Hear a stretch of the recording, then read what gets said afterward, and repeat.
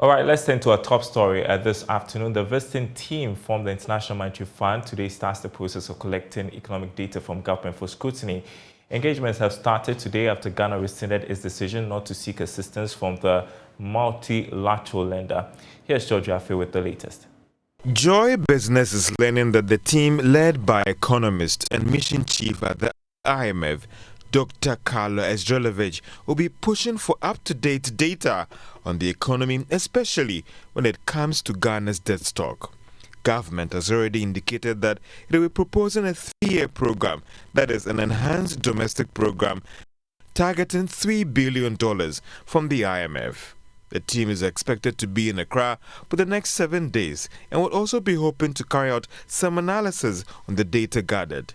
They are expected to get some understanding from Ghana's negotiating team on the current macroeconomic conditions and the true state of the economy. The IMF team is expected to go back to Washington, D.C., USA after July 13 with the data gathered for further analysis and come forward with some interventions on how to stabilize the economy, which will be influenced by what Ghana has put forward in terms of its fund program.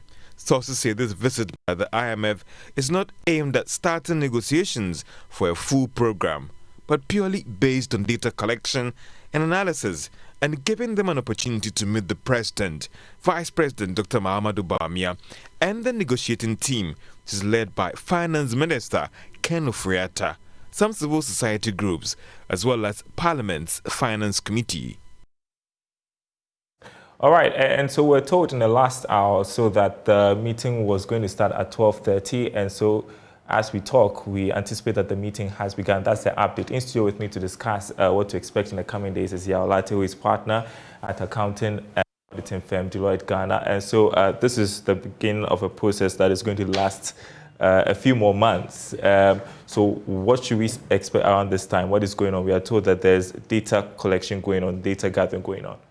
Yeah, so it's a mutual engagement. The IMF program, it's a 3-way affair. So it's like a process that you go through. And so you first get a staff level approval, you get the IMF executive approval, and then you go to the board.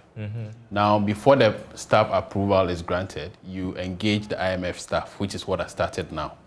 And so within a period of about 3 to 6 months, you expect this engagement to be going on. And the idea or the purpose of it is for the parties to exchange data and also government to present proposals, some of which are driven by the homegrown policies they mentioned.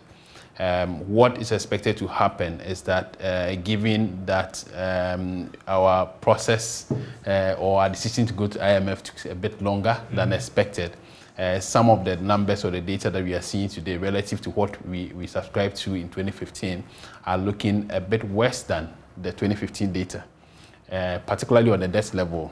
Our debt level is elevated now. So in 2015, when we went to the program, our debt to GDP was 66%. Currently, as we speak, it's close to 80%. So that's one. And then we also have inflation. Our inflation, it's about 27% now. In 2015, it was about 16%. So you can see that there are some specific indicators that have gone, or let's say worse. And so government or the engagement may take longer. Right. Because the process said that the longer you take to subscribe onto the program, the worse your situation will be. And if your situation is a bit difficult, you take longer in the process of signing. So Bloomberg's latest reporting is that Ghana may seek as much as $1.5 billion from the IMF. I remember that the information minister talked about $3 billion. And so I don't know whether the government is lowering its expectations, but is $1.5 billion enough?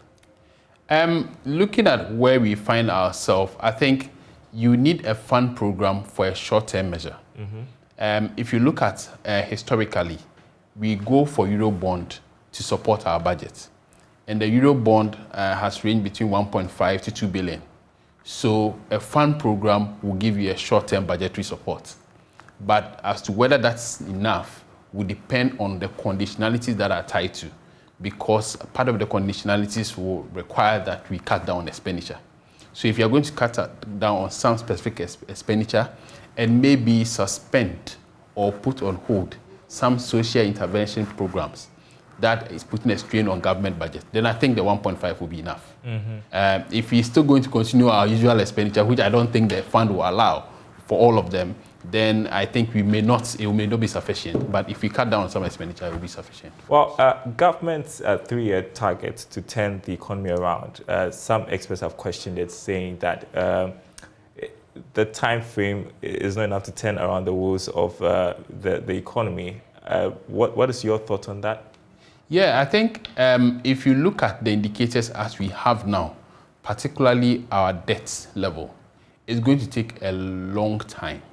And we are looking at 2-3 years and beyond. We cannot address the debt level situation within a short period of time. If you remember, once we signed on to HIPIC took us about 5 years to reach completion point. That reduced our debt level from, let's say, about 4 billion to under $1 billion. So for 5 years, you reduce your debt level. Now we are 54 billion in debt level. So how much are you going to reduce to get to a level where it's sustainable? I don't think a year or two will be sufficient. I think what will be helpful is for us to look at ways of increasing our revenue, because our revenue to GDP, as we speak, is about 2.6%. Well, speak of revenue, we are told that we should expect some new tax measures. Of course, people don't want to hear that, but it's on the table as well. Yes, so I think there are 3 key things that usually come to the table when you engage IMF. One of them is labor.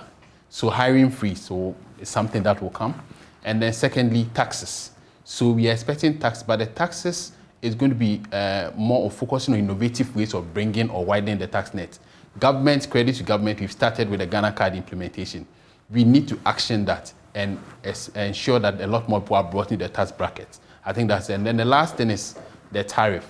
Energy sector tariff and all, we have to increase the tariff in the energy sector. I think that's something that... Nobody wants to hear that. Yes. And we should expect a squeeze in the coming days. More difficult times, yes. Wow. I've got to let you go because you have to be on radio in 5 minutes for the masterclass. You'll be discussing how businesses can... building a credible business plan. Yes. Oh, wow. Interesting. That's on Joy 99.7 FM. So you can catch Yaolati there. That's in 5 minutes.